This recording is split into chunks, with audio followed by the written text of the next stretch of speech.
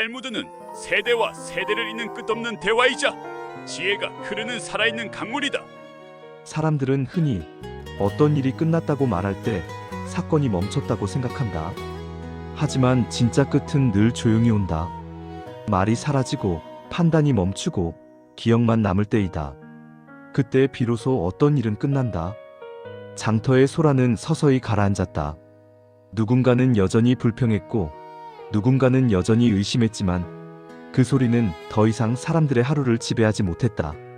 사람들은 다시 장사를 했고 다시 흥정을 했고 다시 살기 시작했다. 그러나 예전과는 달랐다. 눈에 보이지 않게 아주 느리게 무언가가 달라지고 있었다. 봄이 오고 여름이 지나고 또 한 번의 겨울이 왔다. 마라는 여전히 같은 집에 살았다. 지붕은 여전히 낮았고 바람은 여전히 창틈으로 스며들었지만 마라의 얼굴에는 전보다 덜한 긴장이 남아있었다. 요셉은 키가 컸다. 말수가 늘었고 질문이 많아졌다. 엄마, 왜 사람들은 다 다른 생각을 해? 마라는 그 질문 앞에서 늘 잠시 멈췄다. 정답이 없다는 걸 알기 때문이다. 사람은 배고픈 방향이 달라서 그래. 요셉은 고개를 끄덕였다. 완전히 이해하지는 못했지만 이해하려 애쓰는 얼굴이었다. 미리암은 사라 할머니 곁을 좋아했다. 할머니의 독설과 느린 손놀림, 그리고 웃음 뒤에 숨은 슬픔을 본능적으로 알아보는 아이였다. 할머니, 사람은 왜 죽어? 사라는 잠시 생각하다가 말했다. 죽어서가 아니라 남길 게 다 남아서. 미리암은 그 말을 마음속에 넣었다. 아직 꺼낼 수는 없었지만 언젠가 쓸 말처럼. 야곱의 빵집은 망하지 않았다. 오히려 이상하게도 더 오래 버텼다. 그는 더 이상 착한 장사를 하겠다고 말하지 않았다. 대신 조용한 장사를 하려고 애썼다. 외상장부는 여전히 있었지만 아이들 앞에서는 절대 꺼내지 않았다. 남은 빵은 여전히 나눴지만 사람들 앞에서는 생색내지 않았다. 어느 날 한 젊은 상인이 물었다. 야곱씨, 그렇게 하면 손해 아닙니까? 야곱은 빵을 자르다 말고 대답했다. 손해지. 그럼 왜 하세요? 야곱은 잠시 생각하다가 말했다. 이제는 손해가 나도 내가 누구인지 잊지 않으니까. 그 말은 장부에 쓰이지 않았다. 그러나 야곱의 얼굴에 오래 남았다. 레비는 변했다. 아니, 정확히 말하면 말수가 줄었다. 그는 더 이상 소문의 중심에 서지 않았다. 사람들의 말을 받아 적기보다 사람들의 얼굴을 보기 시작했다. 어느 날 랍비 엘리야가 레비에게 물었다. 요즘은 조용하구나. 레비는 씁쓸하게 웃었다. 말이 많을수록 내 마음이 빈 걸 들키는 것 같아서요. 랍비는 고개를 끄덕였다. 사람은 말로 자신을 채우려 하지만 침묵은 자신을 비춘다. 레비는 그날 이후 가끔 공동 식탁에 앉았다. 말없이 빵을 씹고 말없이 일어났다. 그는 여전히 세상을 의심했다. 그러나 이제는 사람을 전부 부정하지는 않았다. 그것만으로도 그에겐 큰 변화였다. 겨울이 깊어질수록 사라 할머니의 걸음은 느려졌다. 마라는 그 사실을 누구보다 먼저 알아차렸다. 할머니의 독설이 줄어들었기 때문이다. 할머니, 오늘은 왜 조용하세요? 사라는 웃었다. 독설도 체력이 있어야 한다. 마라는 웃지 않았다. 그날 밤 잠들지 못했다. 사라는 어느 날 마라를 불렀다.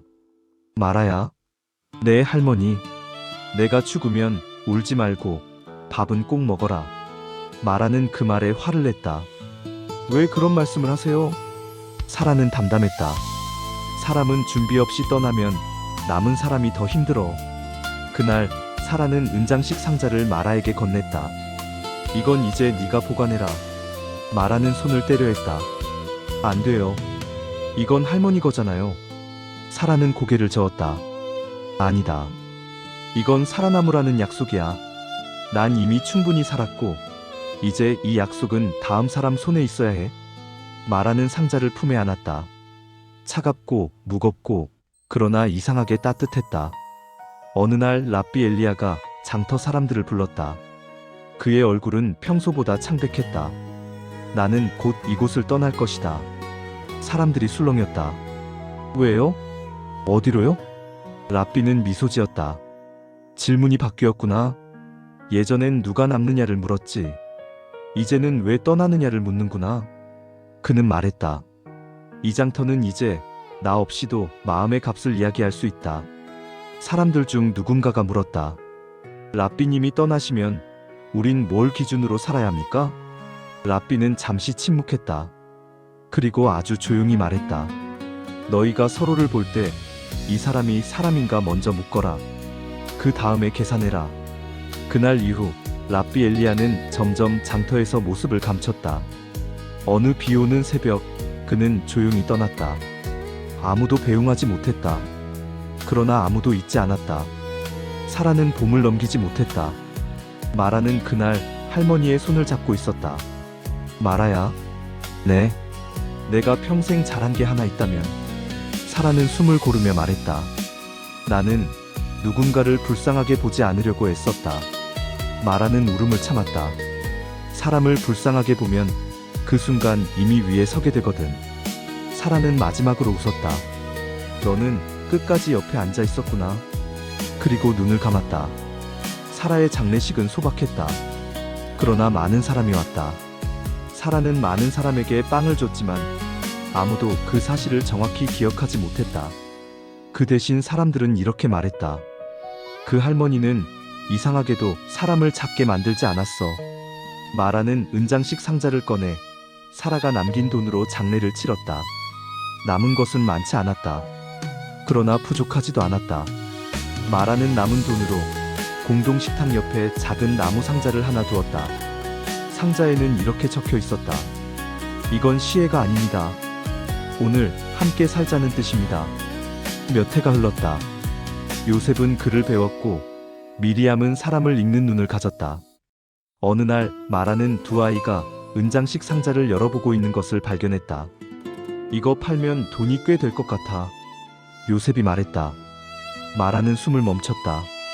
그러나 미리암이 고개를 저었다. 안 돼. 왜? 미리암은 잠시 생각하다가 말했다. 이건 돈이 아니라 사람이 살게 만든 거잖아. 요셉은 그제야 상자를 덮었다. 마라는 그 모습을 보고 알았다. 사라는 죽었지만 약속은 살아있었다. 어느 저녁 마라는 공동 식탁에 앉아 있었다. 야곱은 빵을 나르고 레비는 말없이 빵을 씹고 아이들은 웃고 있었다. 마라는 문득 생각했다.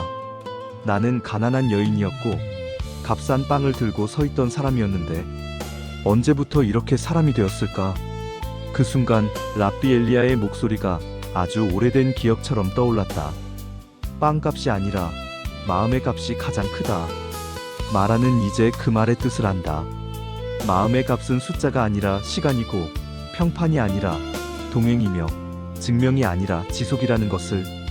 그것은 주는 순간 빛나지 않고 함께 늙을 때 드러난다. 그리고 그렇게 남는다. 값을 매길 수 없어서 끝내 사라지지 않는 것으로.